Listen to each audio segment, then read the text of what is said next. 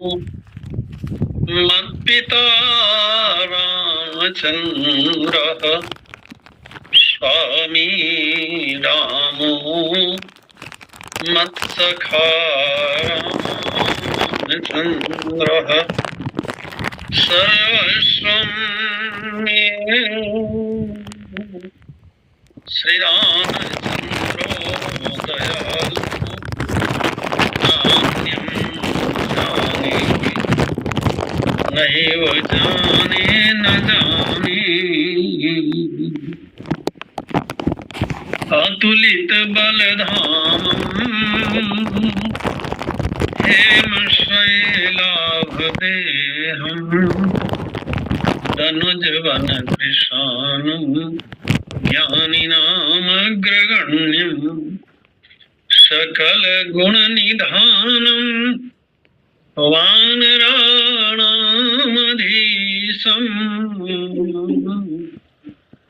रघुपति प्रिय भक्तम् वातजातम् नमामि।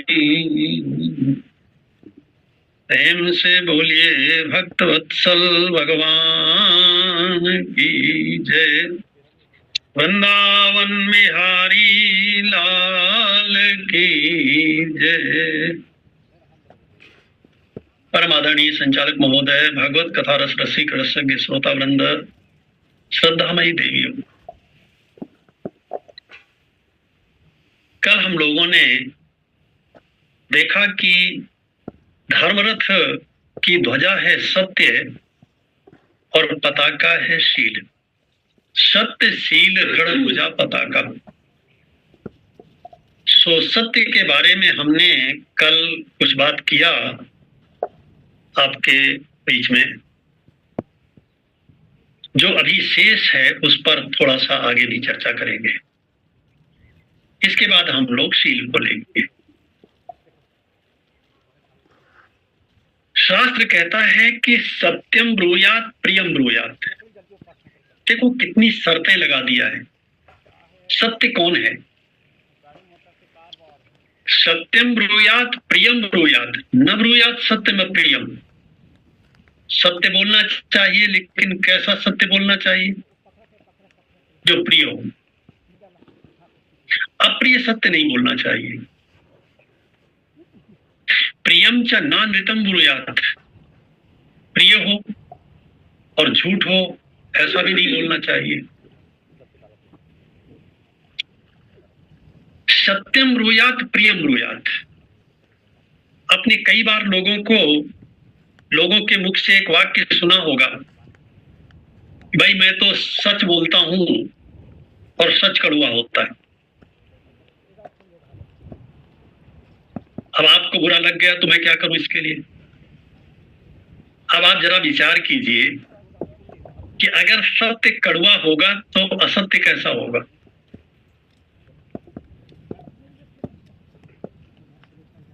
वेद में एक मंत्र आता है, रेतम च सत्यम चाभिधा तपसोद्य जायत। ये बहुत बड़ी तपस्या के परिणाम हैं। सत्य का पालन सहज बात नहीं है। सत्य का पालन वह व्यक्ति कर सकता है जो पूरी तरह से ट्रांसपेरेंट है, जो अंदर जैसा है बाहर भी वैसा ही है, उसका वैयक्तिक जीवन जैसा है, सामाजिक जीवन भी वैसा है, पारिवारिक जीवन भी वैसा है, और जिसमें रंच मात्र दुराव और छिपाव की बात ना हो। जबकि व्यवहार में आप जानते हैं मनुष्य दो प्रकार का जीवन जीता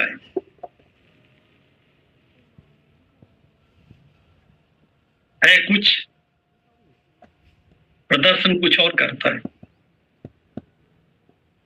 शास्त्रों में तो एक जगह प्रश्न किया गया कि अच्छे व्यक्ति का और बुरे व्यक्ति की क्या पहचान है? कैसे जाना जाए कि ये मनुष्य अच्छा है और ये मनुष्य बुरा है? शास्त्र ने बड़ी सरल परिभाषा दिया। बोले जो मन में हो वही वाणी में हो और वही आचरण में हो, वह संत है। जिसके मन में कुछ होता है, वाणी में कुछ होता है, आचरण में कुछ होता है, वो असंत होता है। मनसि एकम वचसि एकम कर्मणि एकम महात्मनम, ये महापुरुष होते हैं। जो मन में है वही वाणी में है और वही उसके आचरण में है। इसका सबसे बड़ा लाभ क्या होता है? ऐसा व्यक्ति सदैव शांत रहता है, कभी अशांत नहीं होता, क्योंकि कुछ छिपाया ही नहीं है उसने। न स्वयं से छिपाया है, न दूसरों से छिपाया है। स्वयं से माने अपने आत्मा से, अपने हृदय में बैठे हुए अपने परमात्मा से, अपने भगवान से। सच्चे भगवान तो वे ही हैं जो हमारे हृदय में बैठे हुए हैं। ये दुर्भाग्य है कि हम बाहर तो भगवान का दर्शन कर लेते हैं, पत्थर में तो भगवान का दर्शन कर लेते हैं, लेकिन हृदय में बैठे हुए भगवान का दर्शन नहीं कर पाते। हर गलत काम के लिए हमारे हृदय में बैठा हुआ परमात्मा हमें मना करता है, ऐसा मत करो। अर्जुन ने तो भगवत गीता में भगवान श्री कृष्ण से सीधा प्रश्न कर दिया, प्रभु आप सबके हृदय में बैठे हुए हो। कन्हैया ने कहा इसमें कोई संदेह है, मैं तो सबके हृदय में बैठा हुआ।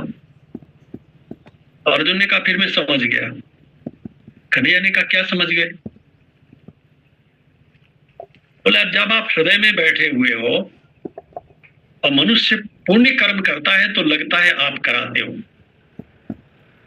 पुण्य तो आप कराते हो, मनुष्य से पाप भी आप ही कराते हो। भगवान ने कहा नहीं अर्जुन, मैं किसी से पाप नहीं कराता। पाप कौन कराता है? बोले मनुष्य जब पाप करने के लिए चलता है वो पहला कदम उठाता है, मैं वहीं उसे मना करता हूं। अब देखिए कैसी विचित्र बात है, कितनी मनोवैज्ञानिक बात है।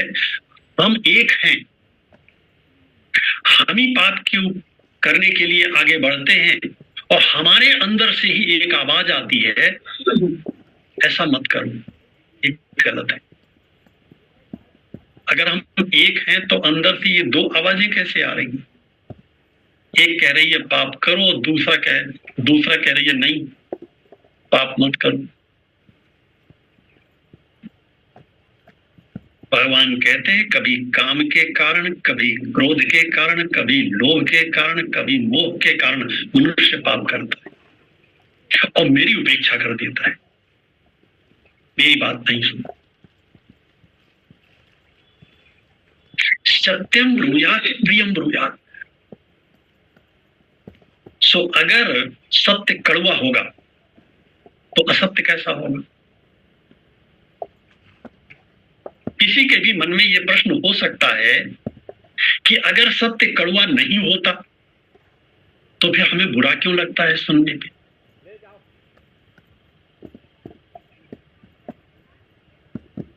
सुनने पर बुरा इसलिए लगता है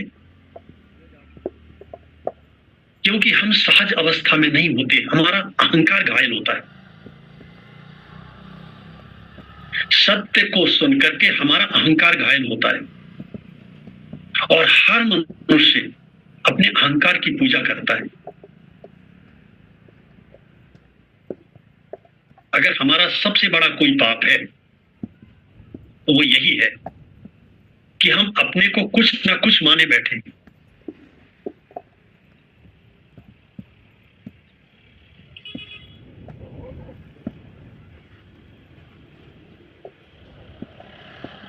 इसलिए जब अहंकार को चोट लगती है तो हमें बहुत पीड़ा होती है।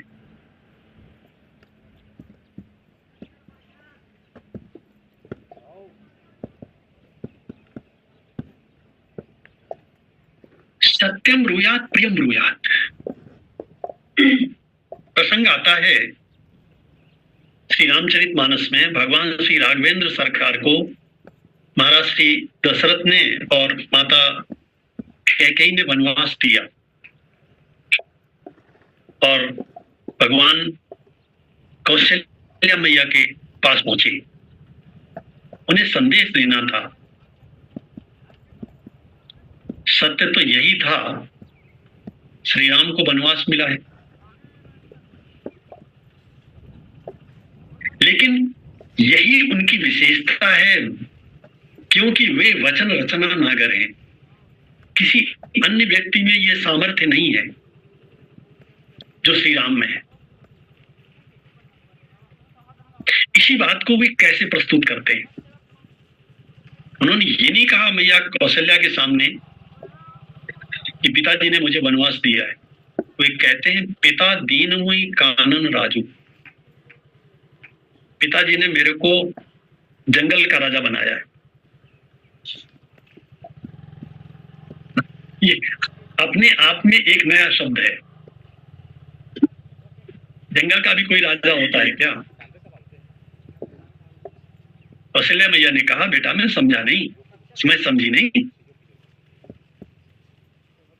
राम जी ने कहा मैया जहां सब भांति मोर बड़ काजू, अयोध्या में अगर मैं राजा बनता तो एक प्रदर्शन की वस्तु हो जाता, सिंहासन पर बैठ जाता।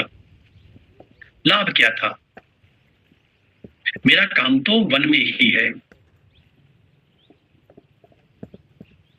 ये श्री राम का सत्य है। सत्य भी बोलते हैं, और कैसा सत्य बोलते हैं जिसे सुनने के बाद श्रोता को प्रिय लगे। सो सत्य कड़वा नहीं होता, सत्य कभी कड़वा नहीं होता। सत्य तो अमृत है।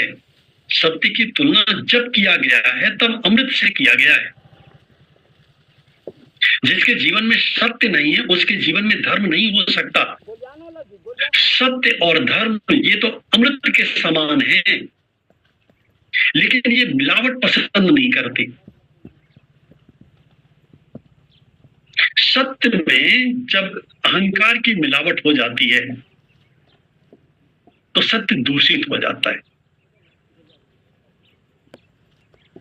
सत्य तो सत्य है। भगवान का स्वरूप क्या है? थोड़ी देर के लिए भूल जाइए कि हम इस प्रसंग पर बात कर रहे हैं। एक प्रश्न है हम लोगों के सामने कि भगवान का स्वरूप क्या है? हमारे शास्त्र कहते हैं भगवान का स्वरूप है सत्य। श्रीमद् भागवत में भगवान श्री कृष्ण की वंदना करते हुए, उनकी स्तुति करते हुए देवताओं ने एक मंत्र पढ़ा। वे देवकी गर्भवासी भगवान श्री कृष्ण की स्तुति करते हैं और वे कहते हैं, यहां देखिए इस मंत्र में, यह मंत्र कैसा है? केवल 2 शब्द ऐसे हैं। बाद में हम ऐसे भगवान का वंदन करते हैं। कैसे भगवान का? बोले सत्यव्रतम सत्य परम त्रिसत्यम सत्यस्य योनिं निहितं च सत्ये सत्यव्रतम। जिनके जीवन का लक्ष्य है सत्य को पाना, जिनका एक ही व्रत है असत्य से अलग रहना, और वे स्वयं भी सत्य स्वरूप है। सत्य शब्द का अर्थ है सत्य कहिए जो कबहु न नासे। कबीरदास जी महाराज कहते हैं जिसका कभी विनाश नहीं होता। पहले जैसा था आज भी वैसा ही है और आगे भी वैसा ही रहेगा, जिसमें कभी कोई परिवर्तन नहीं आता, जिसमें मनुष्य का कल्याण करने की क्षमता है। सुसत्यव्रतम सत्य परम त्रिसत्यम असत्यस्य योनिं निहितं च सत्ये। सत्य का वो उद्भव स्थल है। सत्य वहीं से प्रकट हुआ है और परमात्मा सत्य में ही प्रतिष्ठित है।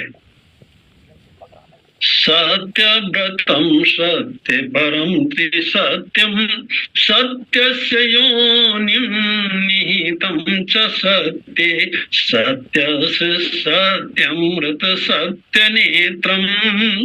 सत्यात्मकं त्वां शरणं प्रपन्ना।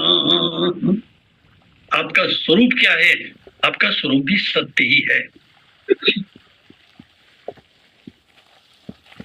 इसीलिए सत्य परमात्मा का वाचक है, सत्य परमात्मा शब्द का पर्याय है, और परमात्मा सत्य स्वरूप है। सत्यम ज्ञानम अनंतम ब्रह्म, ये वेद का एक वाक्य है। वह परमात्मा कैसा है, वो ब्रह्म क्या है, उनके लिए 3 शब्दों का प्रयोग किया गया, सत्य, ज्ञान और अनंत। शब्द 3 हैं, अर्थ एक ही है, क्योंकि ये तीनों शब्द केवल परमात्मा के वाचक हैं, भगवान को ही बताते हैं। हम कैसा समझते हैं? हमने सत्य की अपनी एक परिभाषा गढ़ी है। जो जैसा देखा है, जैसा सुना है और जैसा अनुभव किया है, उसे उसी रूप में बोल देना सत्य है। अगर हम सत्य की यही परिभाषा लेकर के चले तो आप जरा सोचिए, 4 बदमाश किसी संत को खोजते हुए, हाथ में शस्त्र लिए हुए आपके सामने से गुजरते हैं और आपसे पूछते हैं कि क्या यह व्यक्ति यहां से निकला है, और आपको पता है क्योंकि आपके सामने से निकला है। अगर और यह भी मालूम है कि अगर आप बता देते हैं, क्योंकि जैसा देखा है वैसा ही बता देते हैं, तो निश्चित रूप से उस व्यक्ति का अहित हो जाएगा।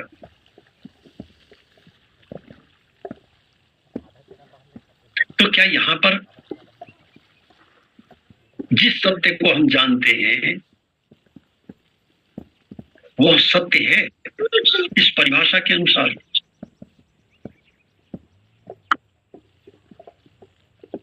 शास्त्र ने कहा कि अगर कभी ऐसी परिस्थिति उत्पन्न हो जाए तो पहले तो कोई कुछ पूछे नहीं तो बताना नहीं चाहिए। जब तक कोई प्रश्न ना करे तब तक किसी को कुछ बताना नहीं चाहिए। ना पृष्ठा कस्यचित् ब्रूयात् न च अन्यायेन पृच्छतः। और यदि प्रश्नकर्ता अन्यायी है, अधर्मी है, आतताई है, ऐसे व्यक्ति को भी उसके प्रश्न का उत्तर नहीं देना चाहिए। जानन्य भी मेधावी जड़वन लोक जानते हुए भी पूरी तरह से जानते हैं, लेकिन जानने के बाद भी ऐसे व्यक्ति को उसके प्रश्न का उत्तर नहीं देना चाहिए। यदि संभव हो तो मौन रह जाना चाहिए, वाणी के द्वारा उत्तर नहीं देना चाहिए। और यदि किसी तरह से कोई उत्तर देना ही पड़े तो ऐसा उत्तर देना चाहिए जिससे वो भ्रमित हो जाए, क्योंकि सत्य हित का नाम है। सत्यम प्रिय हितम च यत्। असली सत्य वो है जिसमें सत्य भी होता है, जो प्रिय भी होता है और जो हितकारी भी होता है। कई बार एक प्रश्न किया जाता है, कल भी मैंने इस प्रश्न की ओर संकेत किया था थोड़ा सा, कि एक प्रतिज्ञा है भगवान श्री कृष्ण की और दूसरी प्रतिज्ञा है पितामह भीष्म की। और भीष्म की प्रतिज्ञा के सामने भगवान श्री कृष्ण ने अपनी प्रतिज्ञा तोड़ दी। प्रतिज्ञा माने कुछ कहना और फिर उसका पालन न करना।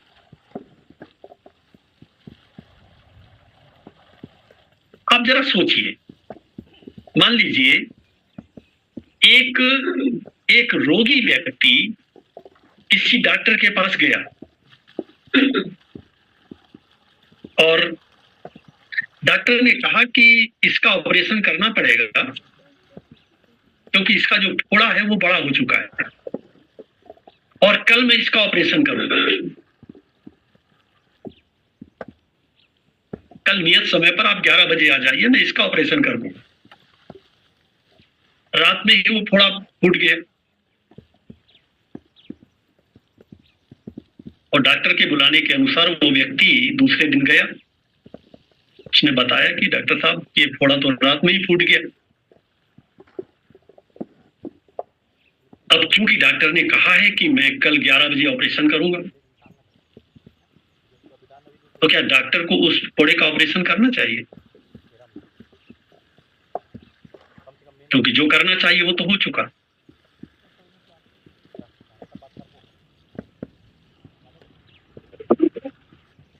एक सन्यासी के पास दो व्यक्ति अपने पिताजी को लेकर के गए। दोनों अपने अपने पिताजी को लेकर के गए और अपने घर में कह करके गए थे कि उनकी मेरे ऊपर बड़ी कृपा है, उनके आशीर्वाद से पिताजी ठीक हो जाएंगे। दोनों को ये भरोसा था। लेकिन महात्मा जी ने कहा कि मैं इन दो में से एक को ठीक कर सकता हूं, दोनों को नहीं। मेरे पास इतनी सामर्थ्य नहीं है।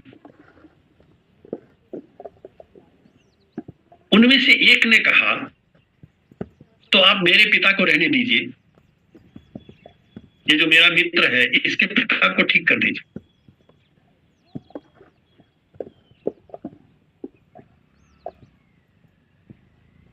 अब आप क्या कहेंगे कि यह जो पहला व्यक्ति है इसने धर्म का पालन नहीं किया? उससे पूछा गया तुमने ऐसा क्यों किया? उसने कहा हम 4 भाई हैं, मेरी माँ है, मेरे पिता नहीं भी रहेंगे तो हम जीवित बने रहेंगे। माता के सहारे, भाइयों के सहारे हमारा जीवन ठीक से बीत जाएगा। लेकिन यह जो मेरा मित्र है इसके केवल पिता ही हैं। अगर इसके पिता भी नहीं रहेंगे तो ये किसके सहारे रहेगा? इसलिए मैंने ये बात कही। आप क्या कहेंगे, उस व्यक्ति ने धर्म का पालन किया या धर्म का पालन नहीं किया? ये घटना ठीक ऐसी ही है।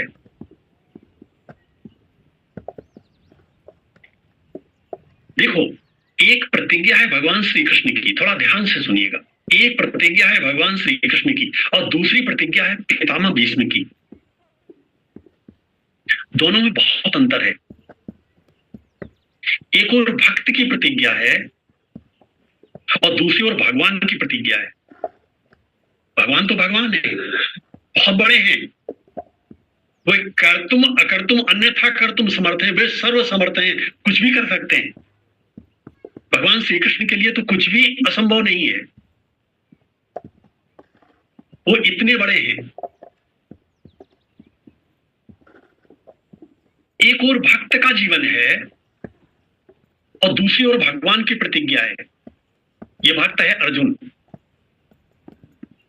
अगर भगवान शस्त्र नहीं उठाते, पितामह जानते हैं मैं इतने बाणों का प्रयोग करूंगा, इतने बाणों का प्रयोग करूंगा, अर्जुन को जीवित ही नहीं छोड़ूंगा। और कन्हैया समझ गया अब ये मानेगा नहीं। पितामह में वो सामर्थ्य थी। एक और भक्त अर्जुन का जीवन है और दूसरी ओर भगवान की प्रतिज्ञा है।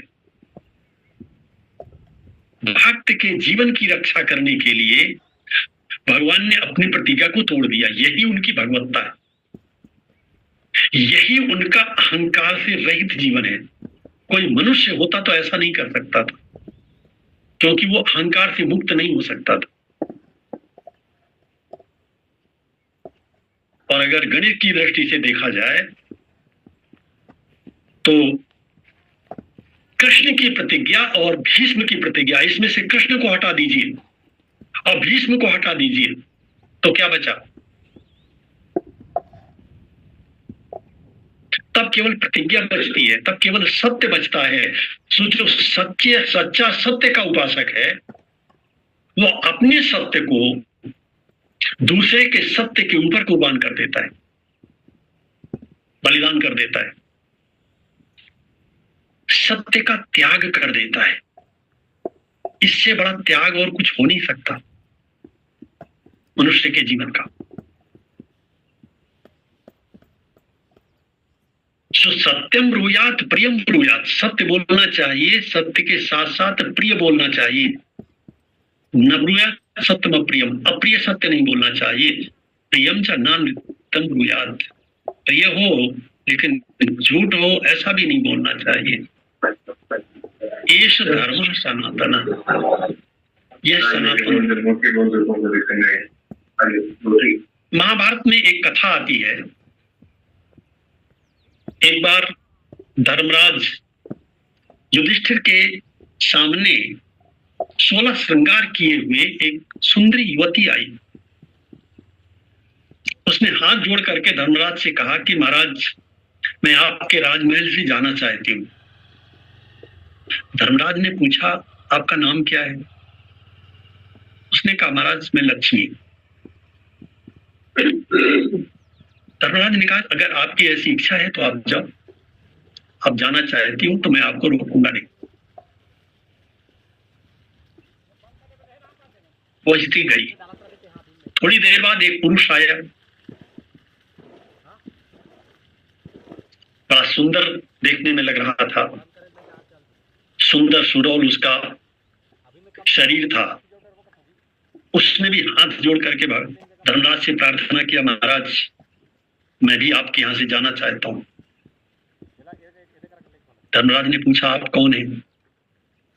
उसने कहा, मैं दान हूं। जब लक्ष्मी जी आपके घर से चली गई तो अब मैं यहां रह करके क्या करूंगा, क्योंकि जब लक्ष्मी ही नहीं है तो आप दान कैसे दे पाओगे? धर्मराज ने कहा, जाओ। इसके बाद एक श्वेत वस्त्रधारी दिव्य पुरुष आया। उसने भी हाथ जोड़ करके प्रणाम किया और धर्मराज से कहा कि महाराज मैं जाना चाहता हूं। धर्मराज ने पूछा, आप कौन हैं? बोले, मैं यश हूं। जब आपके घर से लक्ष्मी चली गई, दान चला गया, तो अब आपको यश कैसे मिलेगा? यश कैसे रह सकता है आपका? धर्मराज ने कहा, आप भी जाओ। इसके बाद एक अति दिव्य पुरुष आया। वह भी श्वेत वस्त्रों से सुसज्जित था और वो खड़ा हो गया। धर्मराज ने पूछा, आपकी क्या इच्छा है? तो महाराज एक एक करके जब सब जा रहे हैं तो फिर मैं भी जाना चाहता हूं। आप कौन हैं? मैं सत्य हूं। पितामह ने कहा, आप धर्मराज ने कहा, आपको नहीं जाने दूंगा। लक्ष्मी गई, मैंने रोका नहीं। दान गया, मैंने रोका नहीं। यश भी गया, उसे भी मैंने नहीं रोका। आपके भरोसे तो मैं जीवित हूं। आप ही चले जाओगे तो फिर मेरा जीवन किस काम का? और यदि आप चले गए तो मैं अभी यहीं इसी समय प्राण छोड़ दूंगा।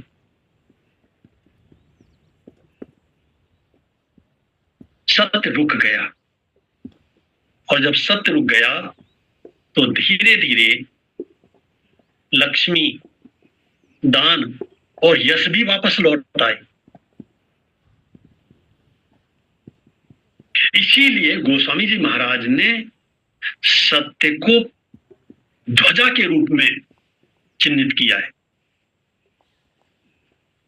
सत्य की ध्वजा इतनी बड़ी है, इतनी महान है, इतनी उच्च है, इतनी श्रेष्ठ है कि जिसके जीवन में सत्य प्रतिष्ठित हो जाता है, आचार्य पतंजलि तो लिखते हैं, सत्य प्रतिष्ठायाम क्रिया फलाश्रयत्वम। अगर मनुष्य के जीवन में सत्य प्रतिष्ठित हो जाए, जैसा कि धर्मराज के जीवन में था। धर्मराज का रथ जमीन को 4 अंगुल छोड़ करके चलता था, जमीन में नहीं चलता था। जमीन से ऊपर चलता था। लेकिन जैसा कि कहा गया है कि सत्य के साथ छल नहीं करना चाहिए और धर्म के साथ छल नहीं करना चाहिए। सो एक बार धर्मराज युधिष्ठिर से चूक हुई और उनके रथ का पहिया जमीन पर आ गया। जो धर्मराज का रथ जमीन को छोड़ करके चलता था, उनका रथ जमीन पर आ गया। रथ का जमीन को छोड़ करके चलने का क्या अर्थ है? 5 मिनट बाद जो है ना, गद्दार कवि दरबार कामता प्रसाद जी बीच में बात नहीं करते। सो महाभारत की यह कथा बताती है कि मनुष्य के जीवन में अगर सत्य प्रतिष्ठित हो जाता है, लेकिन ये आसान बात नहीं है। बहुत से लोग तो ऐसे हैं आज समाज में जो कहते हैं साहब बिना झूठ बोले तो काम चलता नहीं है, झूठ तो बोलना ही पड़ता है। समाज में ऐसी मान्यता है और बहुत से व्यापारी लोग ऐसा कहते हैं, साहब झूठ बोले बिना तो हमारा व्यापार ही नहीं चल पाएगा। हमने कहा जिनके फिक्स रेट होते हैं उनके यहाँ क्या बिक्री नहीं होती? चाहे छोटा बालक चला जाए, चाहे बड़ा बुद्धिमान बड़ा व्यक्ति चला जाए, उनका रेट वही रहेगा, उनका मूल्य वही रहेगा। वो व्यापारी नहीं कर, वो कभी भी मोल भाव ही नहीं करते। एक बार बात करते हैं, बस कम बोलना पड़ता है, ज्यादा चलता है, अच्छा चलता है।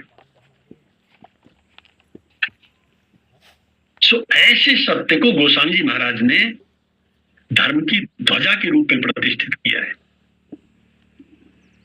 और वे लिखते हैं कि सत्यशील दृढ़ ध्वजा पताका। शील क्या है? शील एक ऐसा गुण है जिसके रहने पर, शील की बस यही परिभाषा की जा सकती है कि जिसके रहने पर सभी गुण गुण के जैसे लगते हैं और जिसके न रहने पर सारे गुण अपना सौंदर्य खो देते हैं। इसीलिए शील के बारे में कहा गया है कि शीलम परम भूषणम। शील क्या है? बोले सबसे बड़ा आभूषण है ये। किसका? गुणों का। रामचरितमानस में एक बड़ा प्यारा प्रसंग आता है। चित्रकूट में जब सारा भार भगवान श्री राघवेंद्र सरकार के कंधे पर दे दिया गया कि अब आप जैसा निर्णय देंगे और जिससे जो आदेश देंगे वो उस आदेश का पालन करेगा, आप बोलिए। श्री राम उठे। वहां गोस्वामी जी लिखते हैं, ये दृश्य देखिए और श्री राम का स्वरूप देखिए। श्री राम उठ करके खड़े हुए और खड़े होकर के उन्होंने एक बार गुरुदेव की ओर देखा, महाराज जनक की ओर देखा, भरत जी की ओर देखा, अयोध्या की सभा की ओर देखा और फिर अपनी नजरों को नीचे कर ली। ऐसा लगा जैसे श्री राम संकोच में गड़ गए।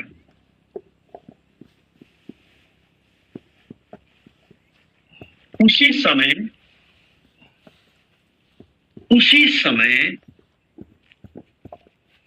अयोध्या की संपूर्ण सभा, अभी एक शब्द नहीं बोले प्रभु, और अयोध्या की संपूर्ण सभा का एक एक व्यक्ति कहने लगा, हमारे भगवान के जैसा कोई दूसरा नहीं है, श्री राम के जैसा कोई दूसरा नहीं।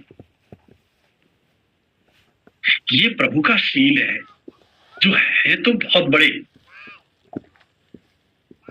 लेकिन संपूर्ण सभा के सामने, बड़ों के सामने संकोच में गड़ जाते हैं। इसलिए शील का जो प्राकट्य है वह संकोच के द्वारा होता है। परम पूज्य पंडित रामकिंकर उपाध्याय जी महाराज कहते हैं कि जिस व्यक्ति का बड़ों के प्रति आदर, समान जनों के प्रति बंधुत्व का भाव और छोटों के प्रति स्नेह होता है, वो शीलवान होता है।